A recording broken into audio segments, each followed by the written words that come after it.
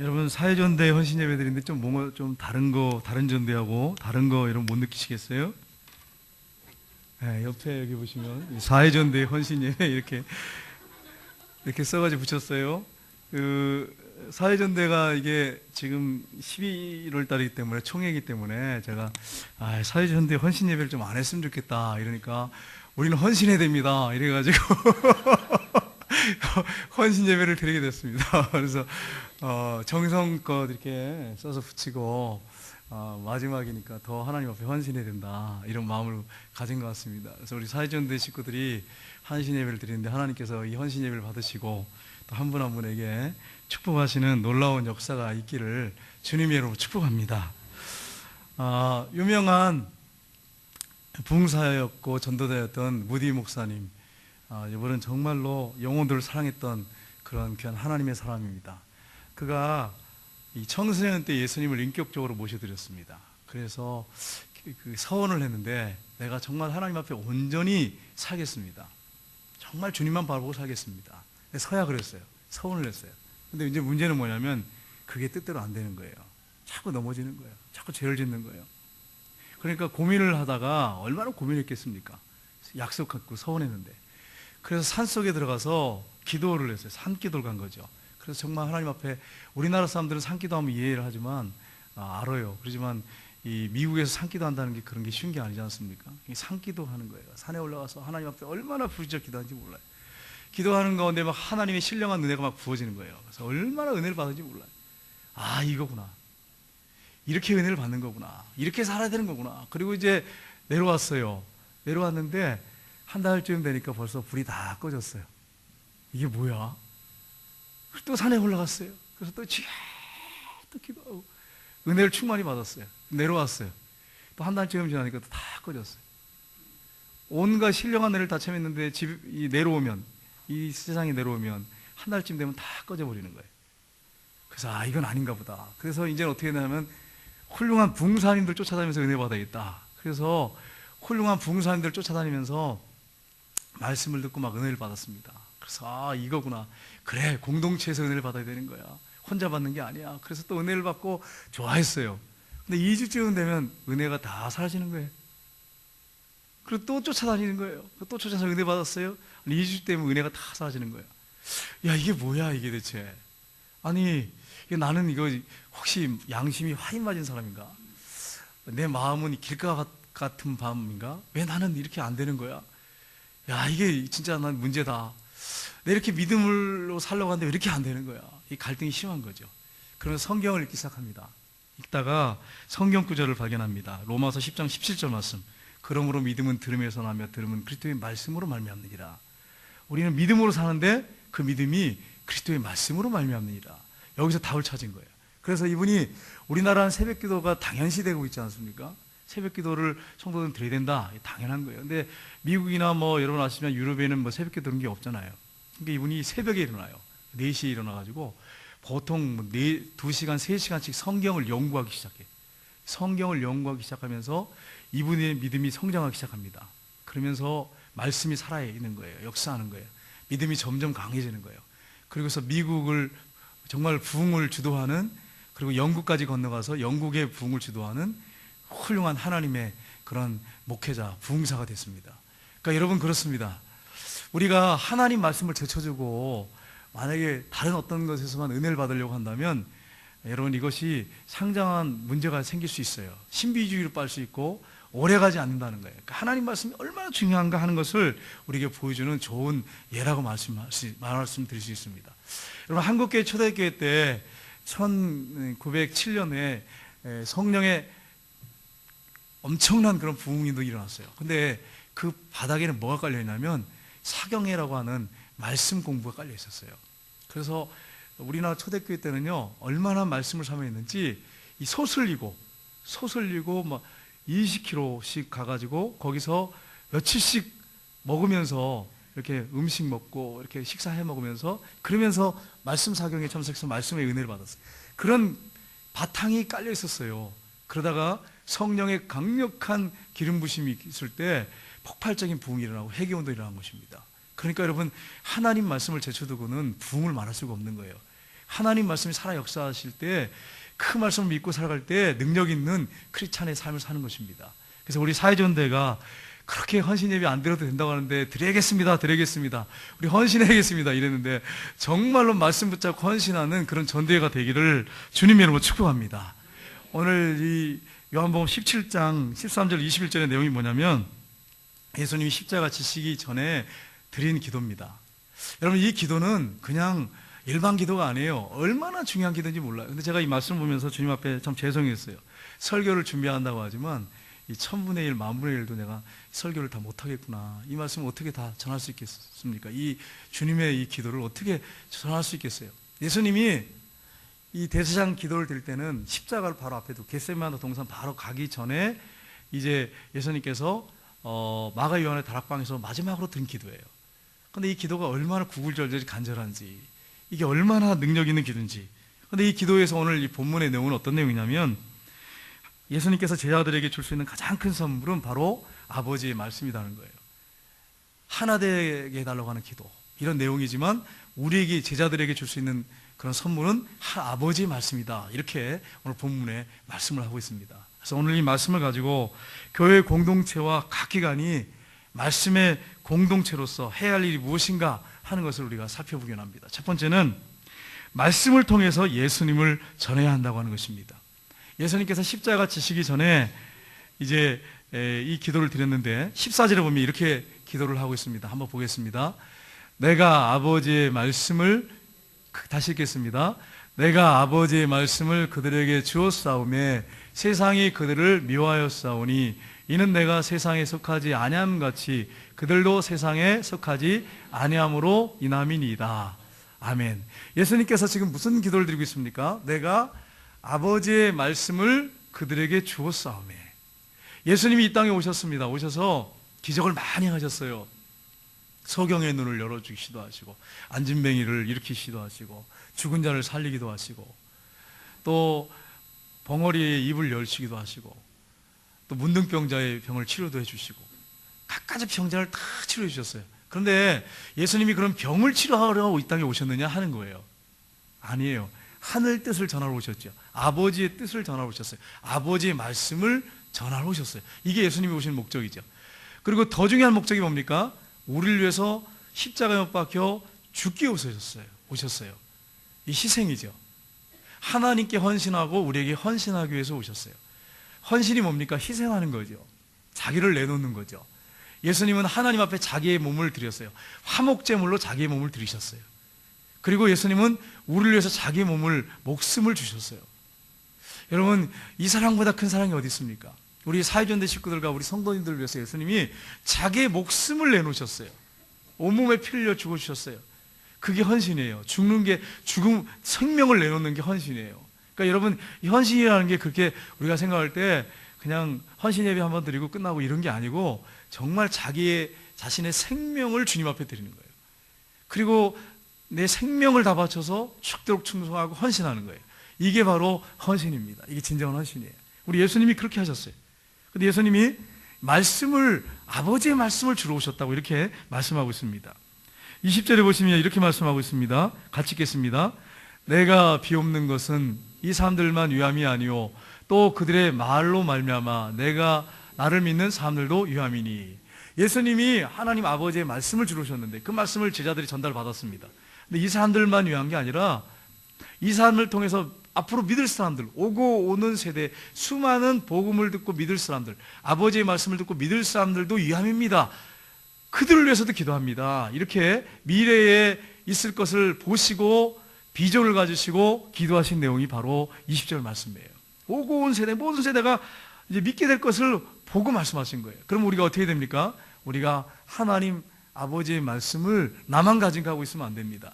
주변 사람들에게 전달하고 또 이 말씀을 묵상하면서 전도회 안에서도 이 말씀 가운데 이 말씀을 실천해야 됩니다. 여러분, 이 전도회 회장하는 거 쉽지 않습니다. 그리고 임원들 하는 거 쉽지 않아요.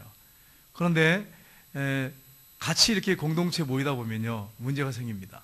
왜냐하면 이 성격 틀리죠. 기질들이 틀리죠. 또 일하는 방식이 다 틀려요. 이제 회장님들이 이제 세워지잖아요. 세워졌을 겁니다. 세워졌는데 내가 원하는 스타일의 회장이 아닐 수 있어요. 임원이 아닐 수 있어요. 전에 회장은 이렇게 했는데 이거 잘했어요. 근데 이번 회장은 이상하게 다르게 해요. 이게 일하는 방식이 달라요. 달라.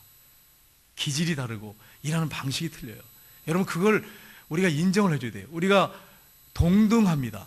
다 동등해요. 그리스도 안에서 보혈의 피로 하나예요. 동등해요. 그러나 동일하지는 않습니다. 다양합니다. 다양해서 일하는 방법이 틀릴 수 있어요. 그것을 인정을 해줄 수 있어야 된다는 거예요. 난 인정 못해. 저 임원들 이상하네. 이상하게 나가네. 그렇게 인정하면 안 돼요. 그렇게 하면 비난하면 안 돼요. 말씀 안에서 만약에 어떤 일을 추진한다면, 그렇게 하면 정말 하나님 뜻이라고만 확인된다면 기쁨으로 헌신하고 같이 공동체를 이루면서 섬길 수 있어야 되는 것입니다. 그런데 중요한 것은 말씀을 전하는 거죠. 전도의 사명은 말씀을 전하는 거예요. 전도의 사명은 전도하는 거예요. 근데 맨날 전도회가 모여가지고 놀러만 다니면 되겠어요? 여러분, 제가 이제 질문하겠는데, 전도회가 놀러 갈 때 제일 많이 모입니까? 전도하러 갈 때 제일 많이 모입니까? 네, 답이 나오잖아요. 벌써 다 웃는 분들이 여기 대부분 다 웃어요. 왜 그럴까요? 네, 경험들이 다 있잖아요. 경험들이. 전도회 회원들이 전도하러 갈 때 좀 힘써서 나가서 전도해야 되는데, 전도하러 가자 그러면 없어. 어디로 갔는지. 근데 우리 야외 우리 갑시다. 어디 갑니다. 우리 단풍경 갑시다. 그러면 그냥 전부 모여가지고 할렐루야 그러면서 전부 은혜가 충만해. 그래서 막 그렇게 기뻐해. 차 안에서. 전도하러 갑시다 그러면 그냥 전부 다 그냥 삐져가지고 전부 이상한 모습을 하면서 나오지도 않아. 왜 하나 해요? 빨리 오세요. 막 그래가지고 막 전화 독촉하고 이래야 또 모인단 말이에요. 여러분, 전도의 사명은 뭐예요? 침묵이에요? 전도예요? 전도예요. 전도. 아버지의 말씀을 전해야 돼. 전도해야 돼. 전해야 돼. 침묵 제가 무시하는 거 아니에요. 침묵 중요합니다. 여러분, 오해하지 마세요. 제가 침묵을 이렇게 교제하는 걸 무시하는 거 아니에요. 정말 중요한 거예요. 이게 교제가 있어야 단합이 되잖아요. 그게 중요한 거예요. 그러나 더 중요한 게 뭐예요? 전도하는 거예요. 그리고 말씀을 전하는 이 전도가 이렇게 중요하다고 하는 것을 늘 기억하고 전도회로 모여야 됩니다. 전도회잖아요. 전도회. 어떤 교회는 선교회라고 돼 있어요. 그럼 선교회는 뭐 해야 돼요? 선교해야지.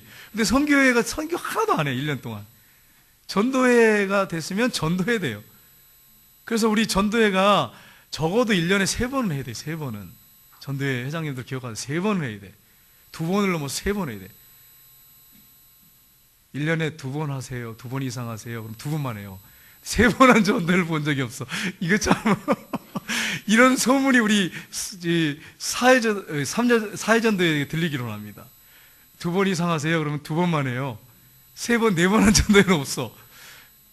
침묵해. 멀리 좀 나가세요. 좀 차 빌려줄 테니까, 교회 찾을 테니까 나가세요. 그러면 5번도 갈 거예요. 그런데 전도하러 가세요. 그러면은 2번밖에 안 한단 말이에요. 적어도 3번은 해야 돼요. 3번은 사실은. 그럼 여러분, 전도회가 우리가 남전도 여전도 합하면 상당히 되잖아요. 그래서 1년에 한 2번씩, 3번씩, 아니 3번씩 이 정도만 나가면요, 정말 많이 나가는 거예요. 한 주에 많이 나가게 되죠. 그러면 많은 영혼들이 예수를 만날 수 있잖아요. 아유, 목사님 물티슈 하나 줘가지고 전도가 되겠어요? 이러면서 그런 말을 할 때쯤 되면 이상하게 한시 하나 하면 전도가 내가 들어와요. 제가 그걸, 우리 교회도 여기 지금 앉아있는 분 있어요. 그래가지고 어떻게 오셨어요? 이렇게 물어봤어요. 세가지고 할 때. 그러면 목사님, 저 금호산 밑에서 성경교회 청년들이 와서 물티슈 줘가지고 그거 받고 왔어요. 이런 분이 있고, 여기 있잖아요. 여기 있어요. 어떻게 오셨어요? 그랬더니 어느 권사님이, 성경교회 물티슈 받고 왔다는 거예요. 여러분, 믿으시길 주님으로 축복합니다. 왜 장로님 한 분만 아멘 하고 다른 분들은 아멘 안 해? 전도 안 나갈 거예요? 우리 사회전대 전도 나가시기를 주님으로 축복합니다. 아버지 말씀을 전해야 돼요. 전해야 돼. 이 전도의 사명은 그거예요. 전도 안 하고 그냥 맨날 먹고 마시고 그냥 놀고 그냥 그러면 안 돼요. 우리 남자 전도회는 맨날 개 잡고 뭐 잡고 이러면 안 돼. 전도회는 개 이런 전도회가 아니란 말이에요. 개 전도회가 아니에요. 전도회. 전도하러 가야지 맨날 모여가지고 개 잡고 뭐 먹고, 물론 우리가 교제가 중요하다고 제가 말씀드렸어요. 이거 필요해요. 그거 필요 없다는 얘기 아니에요. 근데 전도는 안 하러 가면서 맨날 어디 먹으러만 다니고 뭐 잡자 이러면 거기 몰려다니고, 고기 잡자 고기 잡아서 어탕에 먹자 이러면 몰려다니고, 이래가지고는 전도회가 아니라는 거예요. 진짜 전도회는 전도해야 돼요. 전도하고 헌신하고 교회에서 희생하고, 이게 전도회가 할 일이에요. 그렇게 하시기를 주님으로 축복합니다. 어떤 전도에 내가 다른 게 전도에 그러니까 우리 교회도 뭐 우리는 뭐 침묵 전도하니까 뭐 하나님께 감사한데 어떤 게 보면은 전도에 어디 가세요? 그러면 맨날 개 잡는데 뭐 어디 산에 가서 개 잡고 어디 산에 개 잡고 이 참 그런 전도가 있단 말이에요. 이게 하나님 보시기에 침묵도 중요하지만 하나님이 주신 이 헌신, 이 전도, 하나님 말씀 전하는 거 이걸 소중하게 여겨야 된다고 하는 것을 잊지 말아야 됩니다. 우리 사도행전 5장 보겠습니다. 42절에 보겠습니다. 같이 읽겠습니다. 그들이 날마다 성전에 있든지 집에 있든지 예수는 그리스도라 가르치기와 전도하기를 쉬지 아니하니라. 아멘. 초대교회 성도들이 뜨거웠어요. 하나님의 사랑 너무 컸어요. 예수님 바로 메시아시구나. 그분이 나를 위해 죽으셨구나. 그 감격 때문에 가르치기와 전도하기를 쉬지 않았대. 이걸 여러분 기억하셔야 돼요. 여러분 우리가 토마스 선교사님 그러면 무슨 생각이 딱 듭니까? 저도 날마다 들어와서 하도 많이 들어와가지고 토마스 선교사님 그러면 대동강변에서 참수를 당했다 이렇게 그래가지고 그분 때문에 성경이 전달돼가지고 영혼들이 많이 구원받았다 우리나라 복음화 됐다 이렇게 이게 당연하게 우리가 알잖아요. 하도 많이 들었기 때문에. 근데 토마스 선교사님이 여러분 그렇게 전도를 성공한 건 전달하고 그러고 순교한 게 아니에요. 그거로 끝난 게 아니에요. 우리나라 역사 거슬러 가면은 1865년도에 백령도에 오셨어요. 백령도에 도무지라는 곳에 오셔서 거기서 백령도에서 성경을 배포해 주셨어요. 토마스 선교사님이. 그리고 1866년도에 백령도 중화동에 성경을 선물로 또 주셨어요. 그때는 섬이니까 이 사람들이 배척하지 않고 어떻게 받아들였어요. 그 성경을 선물로 받았어요. 그 백령도 내가 나중에 설명드리겠지만 처음에는 100%였어요. 지금 80%인데 그렇게 복음화됐어요. 처음에. 그 다음에 이제 그해 1860년도에 9월에 대동강변에 오셨다가 붙잡혀가지고 거기서 그때 참수를 당하시면서 참수당할 때에 박충건이라는 사람이 이제 참수를 했거든요. 이 사람에게 성경을 전달했는데 이 사람이 참수키고 성경을 읽다가 예수님 만났어요. 그리고 그 조카였던 이영태라고 하는 그 조카는 성경을 읽다가 예수님 만나가지고 회개하고 성경 번역한 일에 일생을 힘쓴 사람이 됐어요. 이런 이 역사가 우리나라 역사에 있습니다. 그러니까 하나님 말씀이 얼마나 소중한지 몰라요. 이 말씀이 얼마나 귀중한지 몰라요. 여러분 제가 요즘에 성경을 읽습니다. 근데 성경을 읽는 것이 교만이 되지 않았으면 좋겠어요. 새해가 되면 이제 우리가 성경을 1년에 뭐 12번 보자, 한 달에 한 번씩 보고, 2달에 한 번씩 보자, 이렇게 해가지고 할 건데, 성경을 읽는 게 자랑이 되지 않았으면 좋겠어요. 자랑하려고 제가 말씀드린 게 아니에요. 제가 이제 성경을 보면서 좀 더 구체적으로 보자. 그래가지고, 성경 지도를, 다양한 지도를 내가 보고, 창세기부터 해서 다 찾아가면서 이렇게 컴파스로 거리 재면서, 전에도 한번 그렇게 한 적이 있는데, 그때는 성경을 이 지도를 하나만 놓고 그렇게 했어요. 근데 이제는 성경을 다양한 걸 놓고서 컴파스를 거리까지 재가면서 어디 있는가 지명 찾고. 근데 하도 오래된 역사이기 때문에 어떤 데는 지명이 없는 것도 있어요. 지명을 찾아가면서 성경을 읽어요. 있는데 내가 읽으면서 놀라운 것을 발견했어요. 그게 뭐냐면은, 하나님 말씀은 정말 사실이구나. 고고학 사람들이 이렇게 쓴 책들도 이렇게 연결해서 보잖아요. 이렇게 보면, 야, 이거 실제구나, 이게 실제. 성경이 그냥 옛날 얘기가 아니구나. 이게 무슨 뭐 신화가 아니구나. 이게 아니구나. 이게 정말 하나님 말씀이구나. 어쩌면 이렇게 정확할까? 막 이렇게 눈에 막 들어오는 거예요. 그러니까 뭐가 생길까요, 저한테? 믿음이 생기는 거예요, 믿음이. 하나님 말씀 사실이구나. 믿음이 생기더라고요, 믿음이. 근데 거리까지 재면서 이렇게 하니까 더 은혜가 되는데, 예를 들면 이런 거예요. 야곱이 이제 돌아오잖아요. 돌아오는데 금이 한양하는데 에서가 400명을 건드리고 오잖아요. 근데 어디서 옵니까? 이 지도를 보면은 남쪽에서 와요. 남쪽 지중해 아니라 사해바다 끝에쯤에 거기가 에돔이잖아요. 거기에 여러분 아시겠지만은 7대 불가사에 있잖아요. 거기에 가면 페트라. 성지순례 가신 분들 너무너무 조각한 그 페트라 보셨을 거예요. 거기가 에돔 땅이에요. 거기서 400명을 거느리고 올라가는데 거의 200km가 넘어요. 400명을 죽이러, 동생을 죽이러. 와, 이걸 보면서 한이 맺혔구나, 동생에 대해서. 근데 하나님이 그 마음을 싹 바꿔놨어요. 기도를 통해서. 그런 게 마음에 확 와닿더라고요. 여러분, 그 외에도 많아요. 지도를 보면서 신의 산을 이렇게 보면서 요즘에 또 이렇게 이 아말렉과 전쟁이 리비딤에서 있었잖아요. 근데 리비딤에서 거리를 보니까 굉장히 멀어요. 근데 요즘에 보면 신의 산이 여기가 아니라 다른 지역,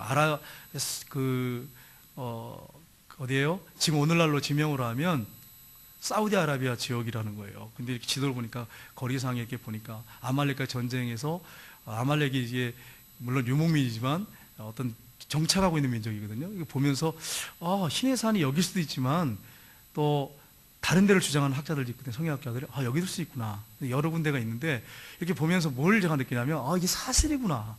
사실이구나. 이런 게 막 눈에 들어오는 거예요. 그러면서 믿음이 생기는 거예요. 여러분, 하나님 말씀은 우리에게 믿음을 줍니다. 근데 이 믿음을 가지고 이 말씀을 붙잡고 우리가 살 때 이걸 나 혼자만 간직하면 안 되고 하나님 말씀을 주변 사람들에게 전해야죠. 그래야 구원받는 거죠. 우리가 이런 사실을 기억하고 우리가 하나님 말씀을 전하는 일에 힘쓰는 그런 우리 성도님들이 다 되시기를 주님의 이름으로 축복합니다. 두 번째는 말씀을 통해서 악에서 보존되어야 됩니다. 우리가 살고 있는 세상은 악으로 가득 차 있습니다. 주일날 우리가 할렐루야 은혜 받고 한 주간 동안 세상에 나가지만 세상에 나가 참팔 때가 얼마나 많습니까? 왜 그렇습니까? 사단이 역사하고 있기 때문에 그래요. 사단이 강력한 힘을 갖고 역사하고 있어요. 귀신들이 역사하고 있어요. 귀신들도 등급이 있어요. 그럼 귀신들이 역사를 하고 있어요. 거기서 살다 보면 유혹돼 가지고 죄를 짓기도 하고 타락하기도 하고 그러잖아요. 잘못된 길로 가기도 하고 사단의 역사죠. 근데 예수님이 오늘 본문에 보시면 그러면 세상에서 그렇게 타락한 세상이라면 들어가지 말고 세상에서 사람들과 어울리고 살지 말아라 이렇게 말씀하지 않으셨어요. 기도하시죠. 악에서 보존해달라고, 지켜달라고. 온둔 생활, 도피자 생활을 하기를 원치 않으셨어요. 그래서 오늘 본문에 보면 15절에 이렇게 기도하십니다. 한번 보겠습니다. 15절 말씀 같이 읽겠습니다. 그들을 세상에서 데려가시기 위함이 아니요 다만 악에 빠지지 않게 보존하시기를 위함이니이다. 죄 안 지려면 아버지께로 빨리 가든지 온둔 생활해야죠. 근데 그게 아니라는 거예요. 아버지께서 저들을 보존해달라고, 악에서 보존해달라고. 여러분, 이 악이 뭘까요? 이 사단을 가리켜요. 사단을 얘기하는데 주기도문에 보면 어떤 기도가 나옵니까? 기도 보면 악의 다만 악에서 구하옵소서. 이 사단을 얘기해요. 그 악한 자의 손에서 건져주십시오. 이 기도를 주기도문 날마다 할 때마다 하라는 거죠. 그러니까 여러분 생활 속에서 사단이 여러분 공격합니까? 안 합니까? 합니다. 여러분, 오늘 제가 아침에 설교를 하고 청년부 설교를 했어요. 그리고 이제 또 오후 설교를 하는데 여러분 설교를 하고 이제 목양 지어서 이렇게 기도하고 하면 사단이 공격을 합니다. 공격하는데 별의별 생각을 다 집어넣어줘요. 이건 내 생각이 아니야. 그게 제가 정상적으로 이렇게 생각하는 생각이 아니에요. 엄청난 악한 생각들을 집어넣어줘요. 그런데 주님 앞에 엎드려서 기도를 하죠. 주님, 이런 생각이 들어오는데, 이 악한 생각이 들어오는데, 주님, 이 약한 사단의 악한 생각을 주님 이기게 해주십시오. 근데 마음에 주시는 게 뭐냐면 대적하라는 거죠. 예수님의 이름으로 선포하고 대적하라고. 믿음으로 물리치라는 거예요. 너는 네 안에 내가 있지 않느냐. 담대하게 물리쳐라. 이렇게 말씀하세요. 그러니까 우리가 우리 힘으로 사단 이기는 게 아니에요. 누구의 힘으로 사단을 이길 수 있어요? 우리 안에 계신 예수님, 성령님을 통해서 우리가 이길 수 있어요. 그래서 여러분이 그분을 의지하고 믿음으로 선포하고 나가셔야 돼요. 사단아 떠나가라! 그렇게 외쳐야 됩니다. 예수님의 명으로 떠나가라. 내 생각이 아닌데 막 이상한 생각을 막 잡대한 생각 집어넣어줘요. 막 혼란, 설교 준비를 못하게 해요. 그게 사단이 그렇게 역사하는 거잖아요. 근데 그걸 이길 수 있는 방법은 내 안에 계신 주님, 그분의 권세, 그분의 능력이에요. 여러분 안에 예수님이 계십니다. 나를 위하여 십자가에 못 박혀 죽으시고 3일 만에 부활하신 그분이 영으로 내 안에 계세요. 목사님, 한 주간 실패했는데요. 실패해도 괜찮아요. 여러분 안에 예수님이 계십니다. 여러분 인격체를 모셔드렸다면. 제가 어떤 분 목사님의 글을 봤어요. 이분이 일주일 동안을 아내 병을 고쳐달라고 기도했대요. 금식 기도하면서.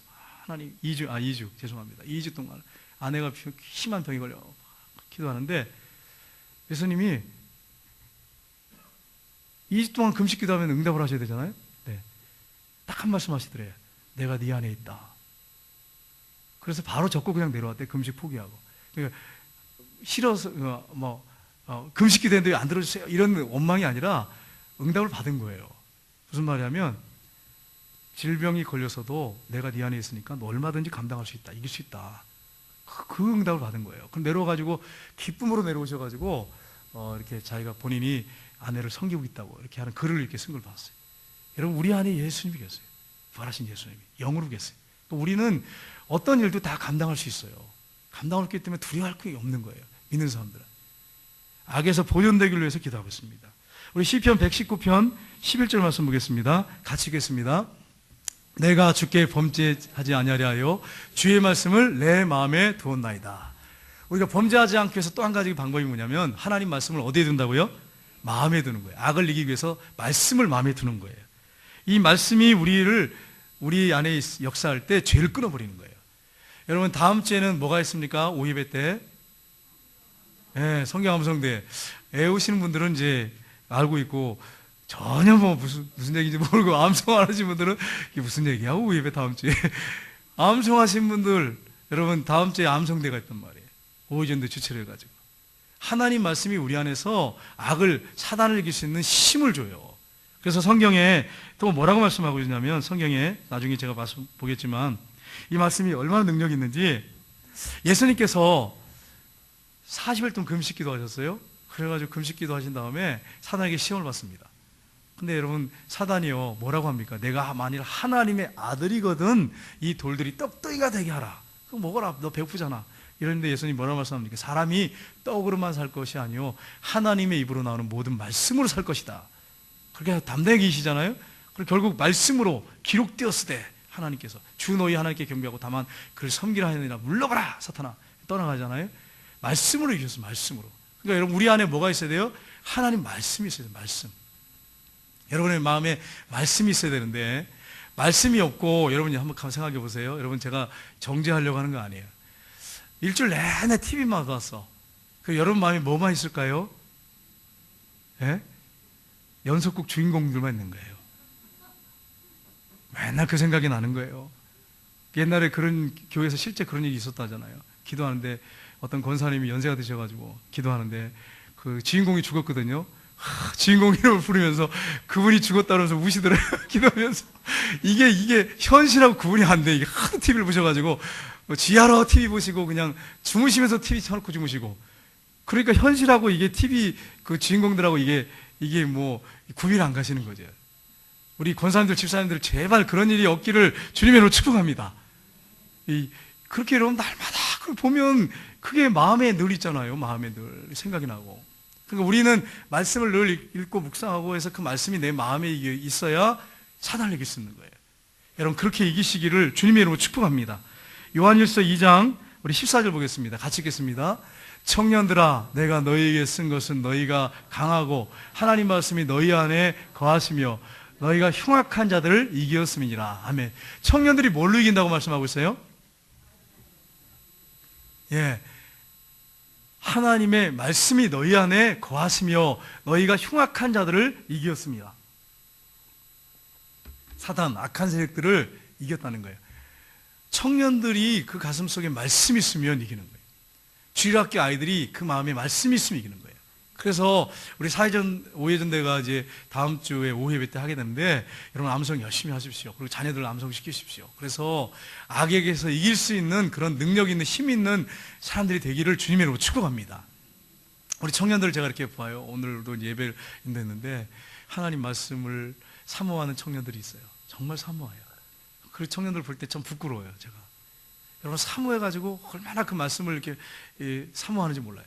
그 청년들이 말씀을 마음에 든다면 악을 이기는 거예요. 사단을 이기는 거예요. 우리가 말씀을 주의 있게 읽고 말씀을 붙잡고 암송하는 거 너무 중요합니다. 악에게서 보존되기를 위해서 주님이 기도하십니다. 이기게 해달라고 기도하십니다. 그리고 세 번째는 말씀을 통해서 거룩해져야 합니다. 여러분 말씀은 성도를 거룩하게 만듭니다.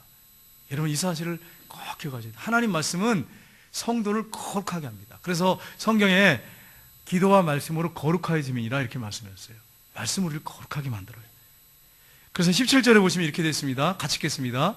그들을 진리로 거룩하게 하옵소서. 아버지의 말씀은 진리니이다. 아멘. 하나님 말씀 뭐라고요? 진리. 아버지의 말씀은 진리예요. 이것으로 우리 제자들에게 기도하는데 이 진리의 말씀으로 거룩하게 해주십시오. 이 기도를 하는 거예요. 그러니까 하나님 말씀 우리를 한 사람 한 사람을 성화시켜요. 거룩하게 성화시켜 갑니다. 아름답게 만들어가요. 거룩하게 만들어가요. 여러분 이 사실을 놓치시면 안 돼요. 그래서 우리 사회전대 식구들은 화장품 비싼 거 사서 단장하기보다는 말씀으로 내면을 단장하시는 화장하시는 그런 역사가 있기를 주님의 이름으로 축복합니다. 화장품 어느 게 좋은가, 어느 게 내 피부에 맞는가 맨날 그것만 연구하고 뭐 맨날 이것만 쇼핑하고 쇼핑몰 뒤지고 이렇게 하지 말고 성경을 딱 했는데 성경 말씀이 딱 눈에 탁 뜨고 그래서 말씀을 보고 여러분 화장하지 말라는 거 아니에요? 오해하지 마세요. 그래서 다음 주에 처음 이렇게 해보시면 안 돼요. 화장하지 말라는 얘기가 아니라 화장보다 중요한 게 뭐예요? 화장보다 중요한 게 내면을 아름답게 단장하라는 거예요. 아름답게 단장하라. 말씀으로 단장하라는 거예요. 그래서 내면을 아름답게 가꾸라는 거예요. 그러면 남편 사랑받게 돼 있어요, 여러분. 말씀으로 이렇게 살아가면 우리 전도회 식구들하고 얘기를 하고 이제 우리 여집사님들을 얘기를 하잖아요. 근데 어떤 집사님은 그래요. 목사님 말씀을 열심히 내가 묵상하고 읽으니까 남편을 대하는 태도가 달라졌어요. 이렇게 남편을 대하는 태도가. 사전대 식구들이 하나님 말씀을 붙잡고 이 말씀 가운데 묵상하면서 살면 주님이 여러분에게 남편을 어떻게 대해야 할지를 말씀하고 계세요. 근데 말씀을 안 보고 맨날 쇼핑만 하면 이거 가지고 쇼핑만 하고 있으면 남편은 우습게 보이는 거죠. 그냥 이거 좀 사줄 능력도 안 되는 남편, 무능한 남편 이렇게 보이는 거죠. 그렇게 해서는 안 돼요. 여러분 말씀을 열심히 묵상하십시오. 그러면 남편을 대하는 태도가 달라요. 하나님 그걸 원하세요. 아름답게 내면을 단장하세요. 외면보다 내면을 단장하는 게 더 중요합니다. 그래서 여러분 말씀을 묵상하시고 읽고 암송하시고 그래서 여러분 점점 성화되어 가시고 거룩해지시기를 주님의 이름으로 축복합니다. 어떤 자매님은 그런 얘기를 하시더라고요. 남편이 미워 죽겠더래요. 막 미워 죽겠더래. 너무 미워 죽겠더래. 그래서 기도를 했대요. 하나님 어떻게 저런 남편을 내 배우자로 주셨습니까? 이 사회전대 아니에요. 여러분 오해하지 마세요. 막 그렇게 기도를 했대요. 그랬더니 너는 배우자로 창조됐다 이러시더라고요. 배우자로 창조됐다. 배우자로 창조됐다. 하나님께서 질서상 동등하지만 남편을 머리로 세우셨어요. 우리 사회전도에는 말씀을 따라서 남편을 머리로 세우기를 주님으로 축복합니다. 손들라고 하진 않겠습니다. 여기서 않겠지만 남편을 머리로 세워야 돼요. 머리로. 남편을 갖다 우습게 여기면 안 돼요. 남편을 머리로 세워주고 남편을 소중하게 여기고 그렇게 해야 여러분 가정이 섭니다. 여러분만 믿음 주면 안 돼요. 남편도 믿음이 성숙할 수 있도록 기도하시고 섬겨주시고 믿음이 안 좋은 남편이라면 말씀의 자리로 나올 수 있도록 말씀 묵상하면서 여러분이 말씀으로 섬겨주셔야 돼요. 그래서 남편이 성숙할 수 있도록 하셔야 돼요. 남편을 리더로 세워야 돼요. 여러분이 서려고 하지 마세요. 남편을 세워야 됩니다. 근데 이런 경우도 있어요. 아내가 믿음이 너무 좋아요. 근데 남편이 전혀 신앙생활 안 하는 경우도 있어요. 너무 힘들게 하는 경우도 있어요. 그런 경우도 있지만 인내하십시오. 인내하면서 경건한 모습, 내면을 단장하는 모습, 아름다운 그리스도인의 신부의 모습을 보여주며 살면 남편은 자동으로 나중에 여러분에게 고개를 숙게 돼 있어요. 사랑하게 돼 있어요. 남편을 세워야 됩니다. 이게 성경적이에요. 계시록 1장 3절에 보면 이렇게 됐습니다. 같이 읽겠습니다. 이 연의 말씀을 읽는 자들과 듣는 자들과 그 가운데 기록한 것을 지키는 자는 복이 있나니 때가 가까움이니라. 어떤 사람이 복이 있다고 말씀했어요? 말씀을 읽는 자 복이 있습니다. 듣는 자, 그 가운데 기록한 것을 지키는 자는 복이 있나니. 그럼 보세요. 여기서 말씀을 열심히 읽고 그리고 큐티도 해. 그리고 열심히 들어. 설교도 잘 들어. 근데 말씀을 지키지 않아. 그럼 어떻게 되는 거예요? 복이 없는 거예요. 그러니까 중요한 게 뭐예요? 하나님의 말씀을 지켜야 돼. 지켜야만이 점점 거룩해지고 성화돼 가요. 지키지 않고 맨날 큐티하고 뭐 묵상도 하고 읽고 하는데 지키진 않아. 그냥 성경을 그렇게 봐요. 그러면 나의 삶에 아무런 변화가 없고 의미가 없는 거예요. 여러분 제가 서두에 이런 말씀을 드렸어요. 그 백령도 얘기를 했죠. 토마스 선교사님이 2번이나 백령도에 가서 두 지역에 가서 성경을 선물로 이렇게 배포했다고. 그런데 여러분 제가 백령도에 언제 갔냐면 2002년도에 갔습니다. 월드컵 때. 그때 이제 목사님, 담임 목사님하고 부목사님들하고 전사님들하고 이제 함께 갔어요. 이 백령도에 가면은 거기 해병대가 있습니다. 해병대가 굉장히 크더라고요. 해병대 그 부대가 거기에 있더라고요. 근데 인구가 한 4천 정도 되고. 갔더니 백령대 한번 가실 분 있으면 한번 가시면 참 좋을 것 같아요. 그 해안가 바닷가가 쫙 펼쳐져 있는데 거기에 천연 그 자연 그 비행장이 있는 거예요. 바닷가에. 일반 바닷가는 모래에 차가 이렇게 지나가면 빠지잖아요. 빠지는데 거기는 안 빠져. 그래서 봉구로 달리는데 타고 달리는데 안 빠져. 거기서 비행기가 이렇게 뜬다는 거예요. 비행기가 달렸어. 바닷가 모래사장인데 탄탄하게 돼 있어요. 그래가지고 천연 그런 자연 비행장이에요. 그래가지고 거기서 그냥 비행기가 뜬다는 거예요. 지금은 어떻게 되는지 모르겠어요. 15년 전에 그랬어요. 그럼 거기 갔더니 목사님이 이제 교회 이제 성지잖아요. 그래서 탐방하는데 설명을 하시더라고요. 무슨 설명하시냐면 여기에 이제 선교사님이 들어와가지고 복음을 전하고 말씀을 전했는데 거의 처음엔 다 믿었죠. 근데 이제 지금 80%래요. 카톨릭은 10%고 거의 90%죠. 근데 놀라운 것은요, 주일이 되면 논이나 밭을 나간 사람이 한 사람도 없다는 거예요. 여기 시골에 가면 주일 돼도 막 논이나 밭 나가잖아요. 근데 한 사람도 없다는 거예요. 여기는 문화가 그렇게 돼 있대요. 문화가. 그리고 술집과 유흥업소가 없다는 거예요. 백령도에 이 4,000명 정도 사는데 유흥업소가 없다는 거예요. 그 다음에 그 15년 전이에요. 지금은 모르겠어요. 타락해서 어떻게 된지 모르겠지만 그때는 그랬어요. 그리고 태풍이 많이 오잖아요. 일본으로 지나가기도 하고, 우리 뭐 일본으로 가게 해주시죠 막 이렇게도 하는데 제발 그런 기도 하지 마세요. 일본도 불쌍하잖아요. 그래도 이제 중국으로 불쌍하기도 하잖아요. 근데 백령도를 거치는데 놀라운 것은 그냥 비켜간다는 거예요. 항상 여태까지 백령도에 피해가 없었다는 거예요. 농산물 피해가 없었대. 누가 그렇게 했을까요? 하나님이 보호하사 우리나라 만세. 하나님 보호하신 거예요. 그 얘기를 하시더라고요. 목사님께서. 참 하나님의 은혜죠. 비가 오면요, 우리는 이제 중국집에 이렇게 전화를 하잖아요. 그러면 배달 비 와도 오잖아요. 이렇게 막 쓰고 오잖아요. 근데 거기는 오늘 비 와서 못 갑니다 이런다는 거예요. 섬이 잘 살아니까 굳이 그거 비 맞아가면서 이거 중국 배달통 들고 뭐 중국 음식 나를 필요가 없는 거예요. 그러니까 대체적으로 섬 사람들이 잘 살아요. 그때 15년 전에 그러더라고요. 그리고 오늘 이사 왔으니까 도배해 주세요. 비 와서 못 갑니다. 여기는 구민은 상상할 수 없잖아요. 비 와도 싸가지고 와서 하잖아요. 근데 상상할 수가 없는 거예요. 그 얘기를 듣고 이 섬이 참 풍요하구나, 이제 그런 생각을 했습니다. 근데 여러분, 토마스 선교사님이 성경을 이렇게 전달을 2번이나 거기 했고요. 그 다음에 이 허득이라고 하는 당상관이 이제 그 당시에 이제 그런 어떤 그 당시에 벼슬을 한 사람이 성경을 보고 읽기 시작하면서 연구합니다. 그리고 친구하고 토론을 하기 시작해요. 성경을 계속 읽으면서 토론을 해요. 그러다가 이분이 결론 내린 게 뭐냐면 백령도가 살 길은 우리 민족이 살 길은 하나님 말씀대로 사는 거다. 이걸 답을 내려요. 계속 묵상하고 읽고 뭐 토론하고 그러다가 그래가지고 동네 사람들 다 모이세요 이렇게 하는 거예요. 이분이 당상관이니까 좀 힘이 있잖아요. 다 모여보시죠. 다 모였대요. 동네 사람들이. 그래서 이분이 내가 성경을 오랜 동안 연구를 했습니다. 연구를 하고 이것을 묵상하고 토론도 하고 그랬는데 내 결론이 뭐냐, 이 성경만이 백령도를 살 길입니다. 이 민족이 살 길입니다. 그러면서 그분이 메시지를 전하는데 하늘과 땅을 창조하신 하나님께서 우리를 사랑하셔서 외아들이신 예수님이 독생자를 보내셨습니다. 그분이 여러분과 저를 위해 죽으셨습니다. 그리고 그분이 부활하셨습니다. 그분 믿으면 영생을 얻습니다. 간절하게 호소하신 거예요. 그랬더니 거기 있던 선 사람들이 전부 다 막 박수를 막 치면서 우리 다 믿겠습니다. 그래서 그냥 일시에 그냥 섬이 다 전체가 주께로 돌아왔대요. 그런 역사가 있었대요. 그리고 이분이 이 허득이라고 하는 이분이 마지막에 임종시에 자손들을 다 모아놓고 유언하는데 딱 한마디 하셨대요. 다른 얘기 하나도 안 하고,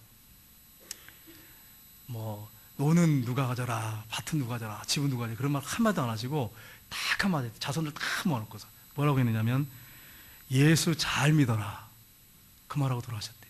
그래서 지금도 그 교회 백령도에 가면 기념비가 세워졌는데 거기에 예수 잘 믿어라 이렇게 써 있다는 거예요. 이거는 내가 보지 못했어요. 근데 어떤 글에 보니까 이런 내용이 있었어요. 왜냐하면 그때 백령도 다 돌아보지는 않았거든요. 예수 잘 믿어라, 그분의 기념비, 교회 앞에 기념비에 예수 잘 믿어라 이거 하나 써놓고 그리고 돌아가셨대. 여러분, 그렇습니다. 하나님의 말씀은 우리를 거룩하게 하고 이 민족이 살 길이에요. 대한민국이 살 길, 구미가 살 길, 우리 가정이 살 길은 뭐예요? 하나님 말씀이에요. 이거는 많은 수많은 우리의 선배들이 토론, 말씀 묵상하고 읽고 연구하고 결론이에요. 결론. 그러면 확실한 거 아니겠어요? 그래서 여러분, 이 사실을 기억하고 우리 사회전대 식구들이 하나님 말씀을 붙잡고 우리 가정이 살 길은 하나님 말씀 붙잡는 거다. 우리 교회가 사는 길은 하나님 말씀 붙잡는 거다. 이 나라, 이 민족이 사는 길은 하나님 말씀 붙잡는 거다. 이걸 기억하시고 하나님 말씀 붙잡고 열심히 읽고 묵상하고 연구하고 이 말씀대로 살아서 정말로 진정한 헌신을 하는, 그래서 여러분을 통해서 가정이 변화되고 주변 사람들이 변화되는 놀라운 역사들이 있기를 주님의 이름으로 축복합니다. 기도하겠습니다. 하나님 아버지, 하나님 말씀은 우리의 살 길입니다.